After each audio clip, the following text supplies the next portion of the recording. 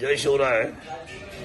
2025चा डिसेंबर महिना आता अखेरच्या टप्प्यामध्ये आहे आणि आपल्या सर्वांना कल्पना आहे की 31 डिसेंबर ही फार महत्वाची तारीख आहे. कारण 31 डिसेंबरला वर्षाचा शेवट होत असतो आणि 1 जानेवारीला नवीन वर्षाची सुरुवात होत असते. पण 31 डिसेंबरला दरवर्षी आपण पाहत असतो की कुठल्या ना कुठल्या प्रकारे कुठल्या ना कुठल्या बाबतीमध्ये आपण दुसऱ्या दिवशी 1 जानेवारीचा पेपर वाचतो त्यावेळेला अनेक दुर्घटना, अनेक पेपरला ज्या बातम्या येतात त्याच्यामध्ये आपलं मन अतिशय छिन्न विछिन्न होऊन जातं.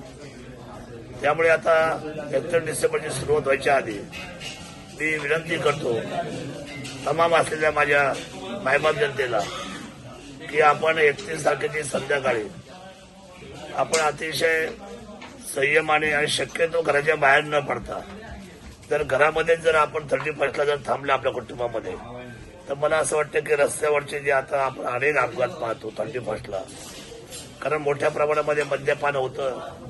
असं नाही की मद्यपान त्याच दिवशी व्हायला पाहिजे. शेवटी खरं तर माणसाचं आयुष्य आहे ते लांब पल्ल्याचं आहे. मग अशा वेळेला एकाच दिवसासाठी कधी कधी हट्ट माणसं करतात आणि काही लोकांचा कंट्रोल राहत नाही, ताबा राहत नाही गाड्यांवर, विशेष म्हणजे वाहनांवर.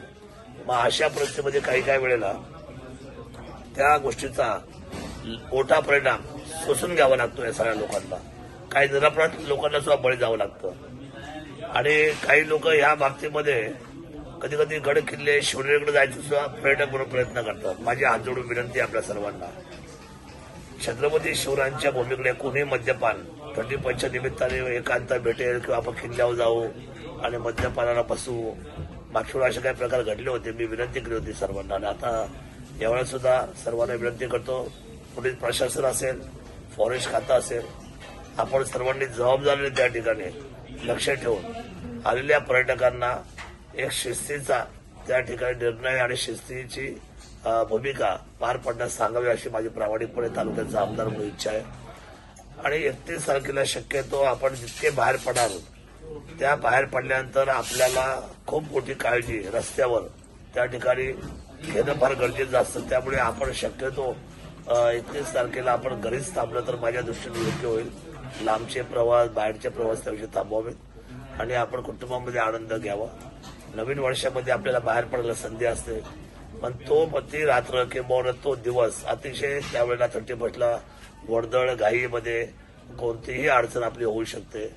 त्यामुळे मी पालक आमदार आहे, माझी जबाबदारी आहे. त्यामुळे मी आपल्या सर्व मायबाप जनतेला हात जोडून करण्याची विनंती करतो की आपण सर्वांनी स्वतःचं आयुष्य सुरक्षित करावं, आनंदाने आपलं आयुष्य घालवावं.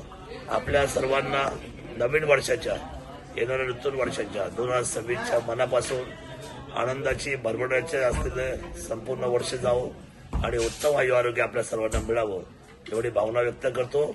जय शिवराय.